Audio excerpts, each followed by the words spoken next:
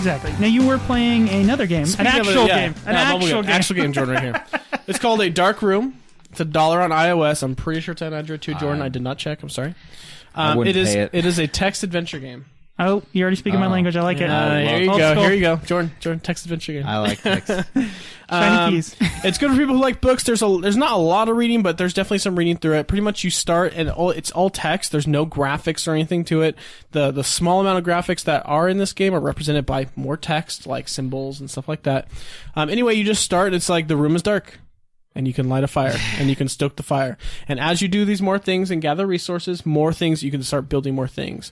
You could build a hut now, and you're pretty much developing a village inside this looks like dystopian future, pretty much. So wait a second. Is it? Are you seeing things, or is it purely text? Purely text. That's awesome. It's very cool. That's such a throwback. Very cool. Such a throwback. And so, as you could build a hut after you get some wood, and after you build a hut, people start joining your village. Right. And then you unlock more things, like you find an iron mine, so you send people to go work in the iron mine, stuff like that. And you start building. You get more tech. Right now, I'm at the point where I can actually build bullets and guns and all this kind of stuff. Yeah.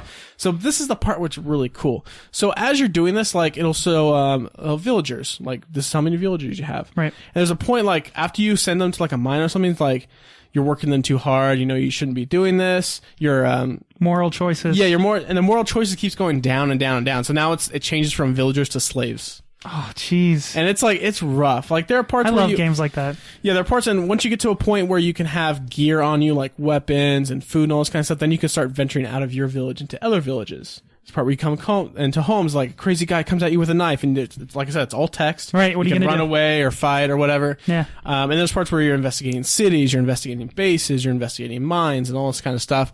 And it actually gets really dark. No pun intended for the name of the game, but like it gets real dark. So humble beginnings, and then turns into kind of a deep. Yeah, robust. to the point where you're like going through cities and stuff, instead of being like, this guy's shooting at you, there's like, this kid stands in front of you and starts poking you with a stick, and you have to kill it. And you're just like, geez, man, this is like... Why do you have to kill it? That's the only choice? Yeah, because you can stun it, you can't run away, so you have to defend yourself, even though it's a kid hitting you with a stick. It's only doing like one damage.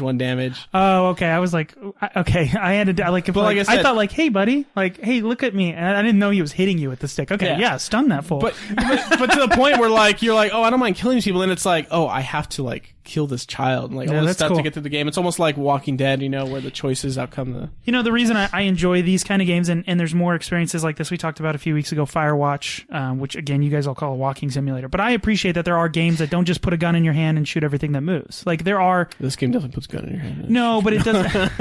but I meant it does it in a different way. And, and it doesn't... so many games... We talked about this with like Tomb Raider and Uncharted is like... You just mow down hundreds of people. It's like no remorse. Right. It's like if Indiana Jones and the new Indiana Jones that's coming out just killed like 100 people. Like there'd be a certain point in the movie where you'd be like, wow, like really dark turn. But he might kill one guy or something like that. But it's weird. I like games that at least make you feel the gravity of the situation if you do kill somebody, that it is a big deal, and that definitely. And I felt bad. I'm like, and I'm sitting there staring at my screen as this kid is hitting me with the stick, barely doing any damage.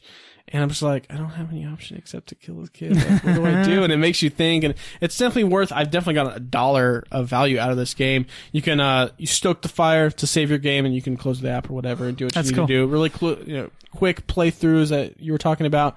Definitely recommend everyone go get it. I haven't checked if it's on Android. It probably is. This isn't a new game. This actually has been around for a while. I've just discovered it recently. So. And it's called Dark Room? A Dark Room. A Dark Room. Very important. What's the movie with the guy with the towel who travels all over the galaxy? Hitchhiker's Guide to the Galaxy. Hitchhiker's Guide to the Galaxy. Did you guys play that game ever with the text-based adventure? Oh yeah, I think that came out a while ago, right? Oh, like 8. Yeah, I was like, I was gonna say before I was born. Yeah. I think I've played that because I was trying to think of some other text adventure games. I remember, is it called King's Quest? That was a text adventure? Police Quest. Police Quest. That's the one that I played. I knew it was one of the Quest games. I remember those were so much fun. Walk to the car. It is so cool. The door. Yeah. And like I remember at the very beginning of that Hitchhiker's Guide, it's like they're like, you're in a dark room, you're in dark, you can't see anything at all. And like the thing to do is like open your eyes. Right. And then you're like, oh, now there's a whole world ahead of you. You know what I mean? It's like, it's cool that you can just live this environment without actually seeing anything graphical. It's just text. Yep. Yeah, I love the kind of the throwback. Like there was a game that came out a few years ago, Fez, which had, some of the not the text adventure part, but had, you had to take out a sheet of graph paper and you had to do different puzzles that were definitely throwback. I like when they I like take. The Witness this year. Yeah. Still haven't finished. You guys, have you finished The Witness, Jordan? No. Too many of the games came out. I need to go back to it. and Yeah, finish. I played. I'm in the same spot I was since the last time we talked about it. I made it through like one full level, maybe two. Yeah. But I didn't finish the last piece of the second one. But yeah, I haven't played it at all. Okay. Anyways, that's pretty much what I've been doing. David, what you doing? Okay. What I've been doing. You've been waiting years. I know. I always wait. I'm always so patient. Okay, a couple things. I watched a new movie, Batman: Bad Blood. It's an animated movie from the Warner Brothers Animation Studio.